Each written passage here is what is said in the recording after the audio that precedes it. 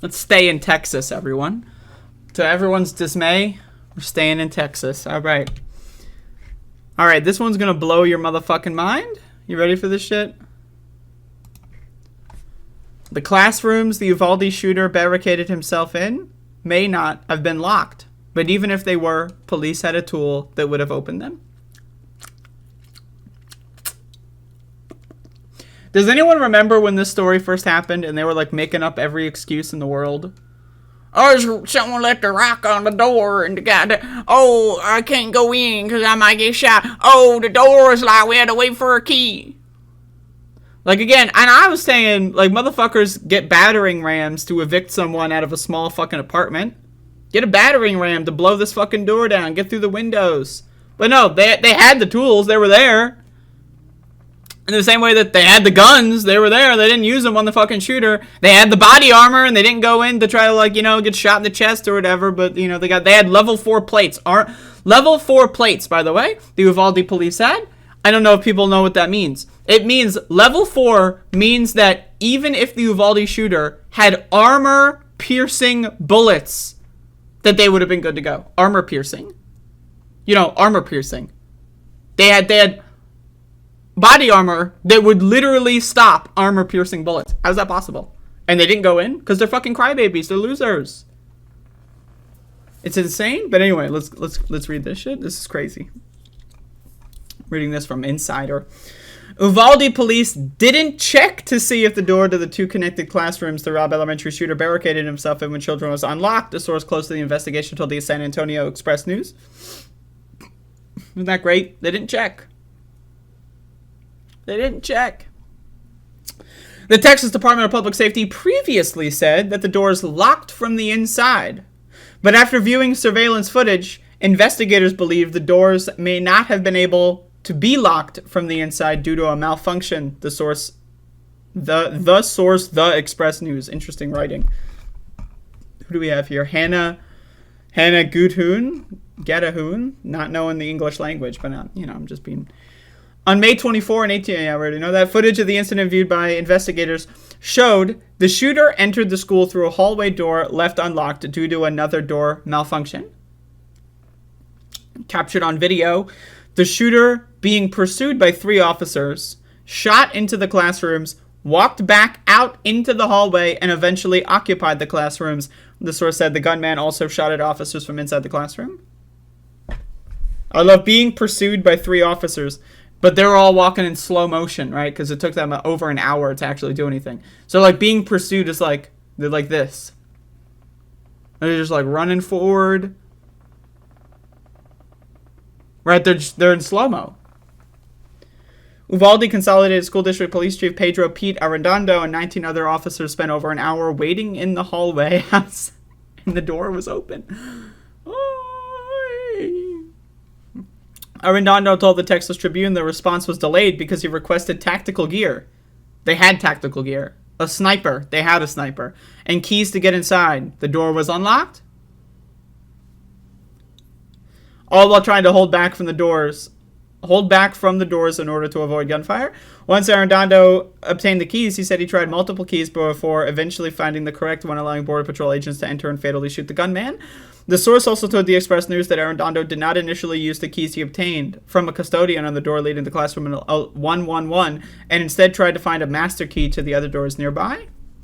The report adds to a growing list of alterations to the timeline of the May 24 shooting.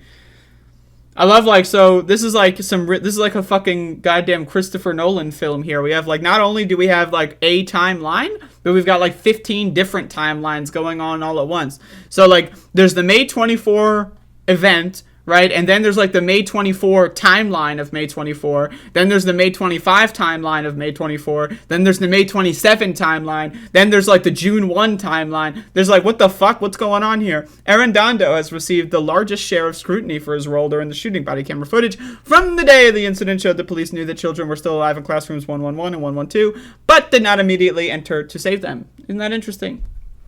Almost as interesting as this LaCroix Mireille Pepino flavored seltzer.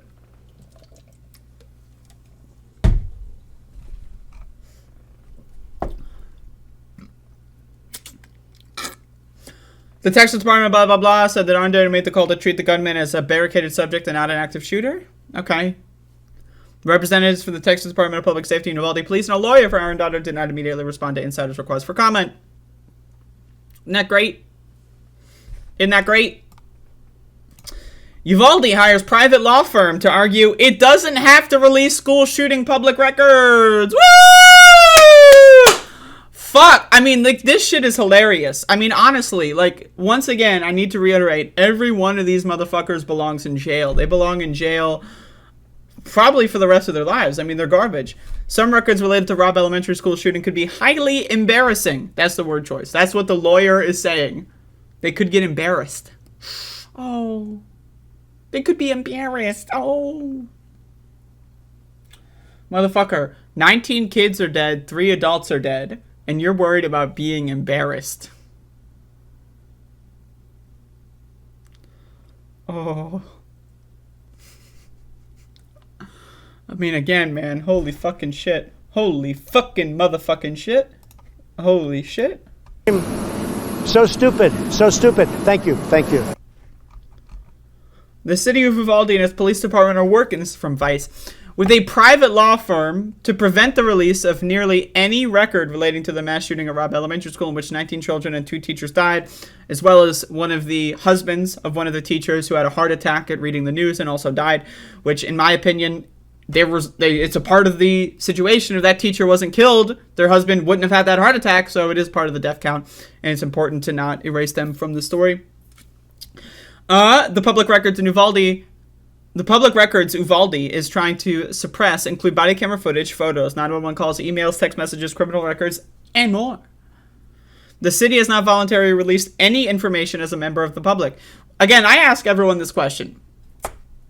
When body cameras were first, like body cameras started becoming a thing when, like, people are like, whoa, why are cops killing black people so much? And then cops are like, all right.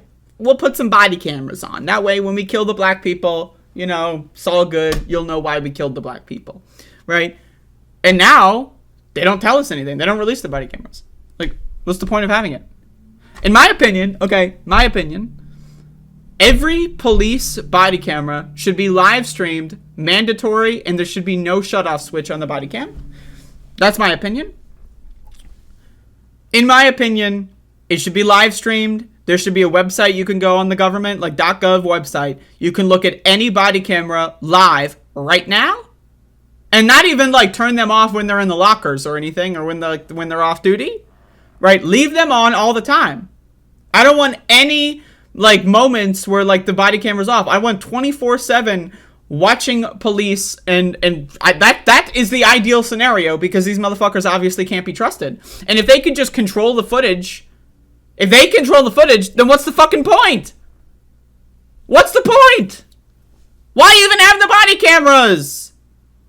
I'll tell you why they have the body cameras. So when they go ahead and go and hunt down and kill black people for entertainment, again, 3 people die every day in this country from police. Police murder 3 people every day, and disproportionately people of color, and disproportionately people that are unarmed, right? They want it on film so they can share it with their buddies. That's why they want body cameras. It's like watching, like, a first-person video game. You know, like the Christchurch shooter, the Buffalo shooter, and they're doing their fucking live stream. That's the same thing cops do. It's fun. They want to share their snuff films around the office. That's why they have body cameras. The city's lawyer, Cynthia Trevino, who works with the private law firm Denton, Navarro, Roca, Bernal, and Zek. Jesus fucking Christ. Can you shorten that fucking shit? Wrote in a letter to Texas Attorney General Ken Paxton. The city wrote the letter, blah, blah, blah. Paxton determination. Who cares? The letter makes clear, however, the city and its police department want to be exempted from releasing a wide variety of records. In part, because it is being sued. In part, because some of the records can include highly embarrassing information. Aww. In part, because some of the information is not of legitimate concern to the public. I'm glad they get to decide what is of legitimate concern. I'm glad that they're the ones in charge. Oh, we shot and killed another black person? Not legitimate concern. Oh, we said that a teacher was responsible for the shooter getting in, and then we had no evidence of that? Not a good... Oh, I was caught on film crying because, oh my god, I never thought I would have to stop a school shooter. My opinion, if you are on duty as an enforcer of the government, every action you take, every time you pick your fucking nose or your ass crack, that to me is legitimate concern to the public. Every time you blow your nose, I want to know about it. Every time you'd fucking go to McDonald's and get a milkshake, I want to know about it. If you are on the motherfucking clock, that is a legit motherfucking concern for the public. It's that simple. You are paid by the government to have guns to, quote, protect and serve. I want to know what you're doing. I pay your salary, bitch. You work for me. Methods, techniques, and strategies for preventing and predicting crime? Oh, okay. This is great. Okay. So it's not of legitimate concern to the public because they don't want the public to know about the methods, techniques, and strategies for preventing and predicting crime?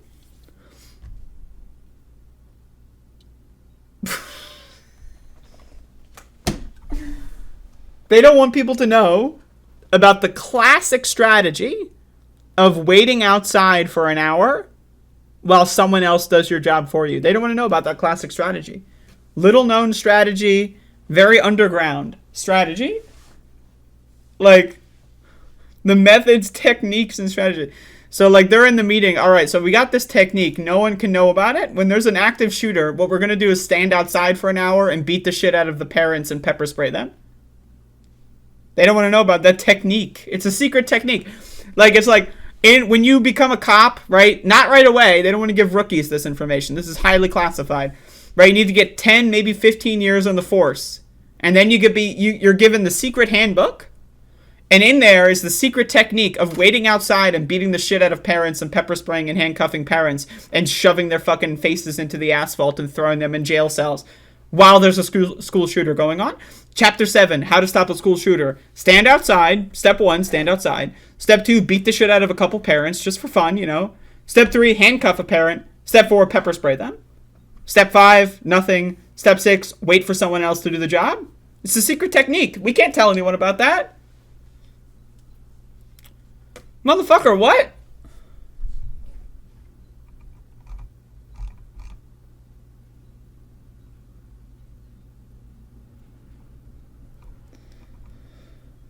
Anyway, the rest of this shit just sucks. The Uvalde police thing, I mean, like, mainstream media is not really talking about it anymore, but, like, this is one of the most important stories, in my opinion, in modern American history to showcase how bad police are and how they don't give a shit about you. They don't give a shit about your kids. They don't give a shit about keeping you safe. They don't fucking care. They don't fucking care at all in any way. They don't even pretend to care. They'll openly laugh in your face. What? You think I fucking give a shit about your life? Holy crap.